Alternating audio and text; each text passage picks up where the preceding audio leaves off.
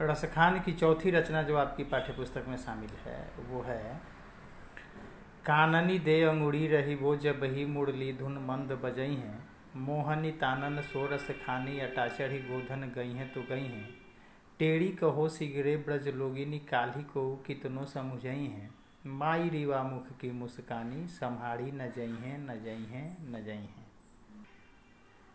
मैं एक बार फिर पढ़ दे रहा हूँ इसको और आप भी इसे याद करने का प्रयास करें। कविताओं को या पद्य को याद कर लेने का अपना फ़ायदा है। यदि पद्य आपको याद है, कविता आपको याद है, तो उससे संबंधित जितने प्रश्नों के उत्तर आपसे पूछे जाते हैं, आपसे मांगे जाते हैं, आप स्वतः ही सहज रूप से उनका उत्तर देने में सक्षम होते हैं। क्योंकि प्रश्न जो होते हैं वो उसी रचना से संबंधित होते हैं, उसी रचना से संबंधित आपसे पूछे जाएंगे। और जब वो रचनाएं आपको याद होंगी, जब वो कविताएं आपको याद होगी, तो आप कविता की पंक्तियों को अपने दिमाग में दोहरा करके, अपने मन में दोहरा करके उससे संबंधित पूछे जाने वाले प्रश्नों के उत्तर आसानी से दे देते हैं। और ये रचना जो है सवैया सुर में है, लय में है, छंद में है, अतः इसको याद करना कोई कठिन काम नहीं है। बस आपको पढ़ने आना चाहिए। चूँकि पुरानी हिंदी है, आज के हिंदी की रूपरेखा जो है उससे थोड़ी सी भिन्न है, शब्द थोड़े से अलग हैं, फिर भी इनको आसानी से बोला जा सकता है, सहज रूप से इसका पाठ किया जा सकता है। आप फिर से सुने। काननी दे अंगुड़ी रही वो जब ही मुरली धुन मंद बजई हैं, मोहनी तानन सोरस खानी अटाचढ़ी गोधन गई हैं तो गई हैं, टेढ़ी कहो सिगरे ब्रज लोगिनी काल्ही को कितनो समुझई हैं, माई रीवा मुख की मुस्कानी संहाड़ी न जई हैं न जई हैं न जई हैं। इस रचना में प्रेम में उठने वाले द्वंद्व का जिक्र किया गया है।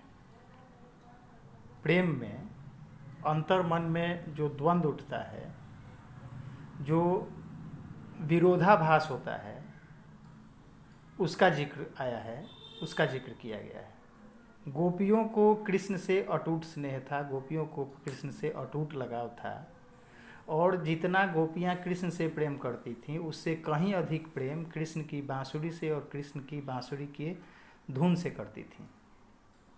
लेकिन जैसा कि इसके पहले वाली रचना में आपने देखा कि गोपियाँ कृष्ण का अभिनय करने के लिए, कृष्ण का नाटक करने के लिए सब कुछ करने को तैयार हैं, सिवाय एक काम के कि वो अपने होठों पे बांसुरी नहीं रखेंगी। जैसा कि मैंने पहले भी बताया है कि गोपियाँ बांसुरी को अपनी सौत मानती थीं और उनका ये मानना था कि जब भी कृष्ण के होठों पे बांसुरी होती है उनकी आंखें बंद रहती हैं और इसलिए वो हम लोगों को देख नहीं पाते हैं, अतः वे बांसुरी को अपने होठों पर नहीं रखना चाहती थी।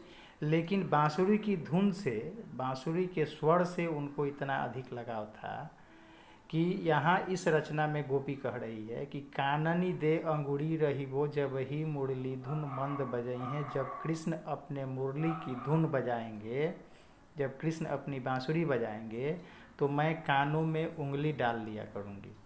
मैं अपनी उंगली से अपने कानों को बंद कर लूँगी। काननी दे अंगुड़ी रही वो जब ही मुरली धुन मंद बजई हैं। मैं अपने कानों को बंद कर लूँगी। कब? जब कृष्ण अपनी बांसुरी बजाएंगे तब।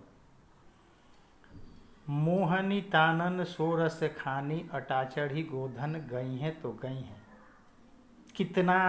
कितना भी मधुर धुन बजाएंगे, भले ही वो ऊंची अटारी पे चढ़ करके ही धुन बजाएं, कितना हूँ मधुर धुन बजाएं, मैं अपने कानों में उंगली डाले रहूँगी, मैं उसके धुन को नहीं सुनूंगी। आखिर गोपियाँ कृष्ण के बांसुरी की धुन को क्यों नहीं सुनना चाहती हैं? इसका जवाब हमें अगली पंक्ति में मिलता है। टेढ़ी कहो सिगरे ब्रज लोगिनी काल्ही को कितनो समुझई हैं, माई रिवा मुख की मुस्कानी सम्हारी न जई हैं न जई हैं न जई हैं। यानी हमें कोई कितना हूँ समझाए, हमें कोई कितना हूँ बताने का प्रयास करे, मैं कृष्ण के बांसुरी की धुन को नहीं सुनूंगी, लेकिन जैसे ही हल्की सी भी बांसुरी की धुन हमारे कानों में आएगी तो हम अपने अंदर की बेचैनी को रोक नहीं पाएंगे।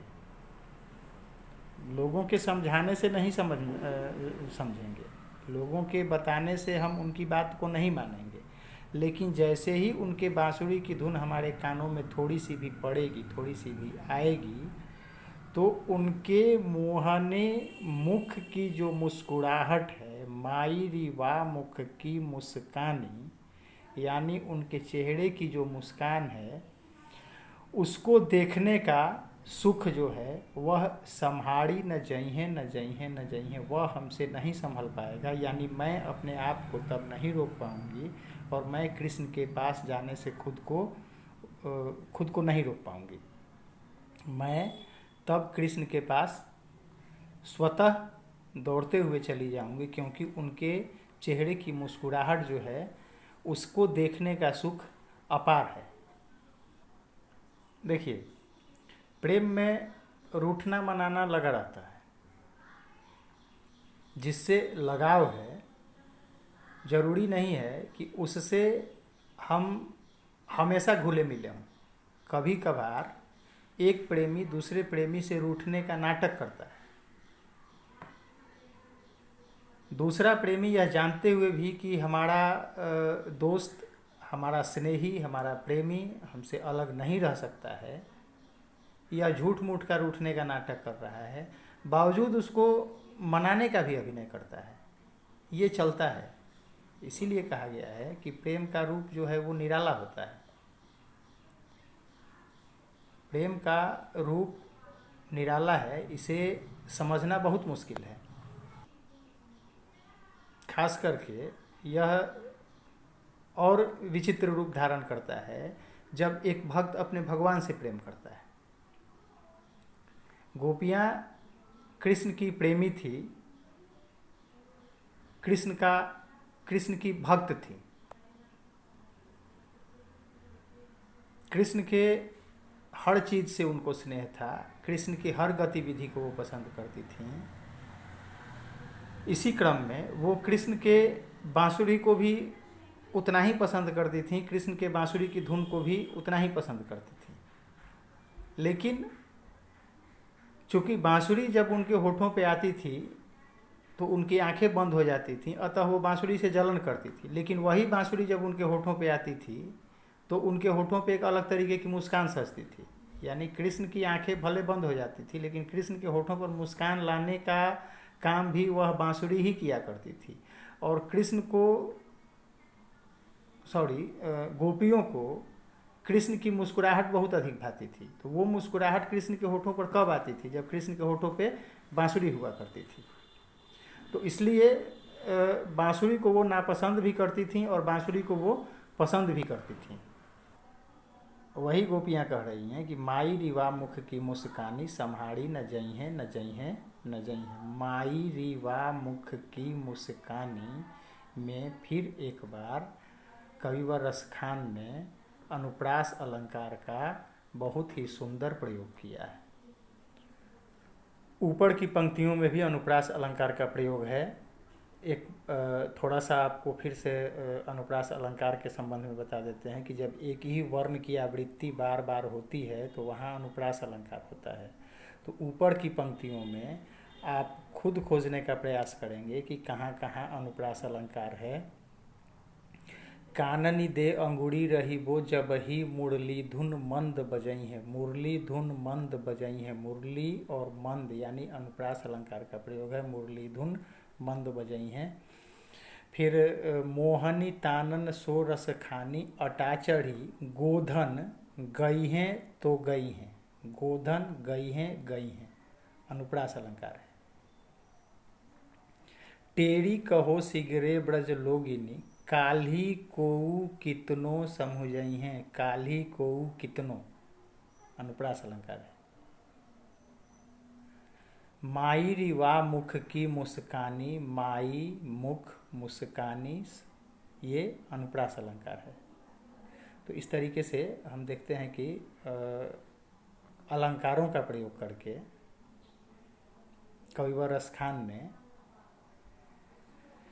इस रचना में और अधिक रोचकता लाने का प्रयास किया है, और अधिक रोचकता आई है। अलंकारों के प्रयोग से इस रचना में रोचकता और अधिक आई है, और ये रचना जो है गेय है, छंद युक्त है, आसानी से याद हो जाने वाली है।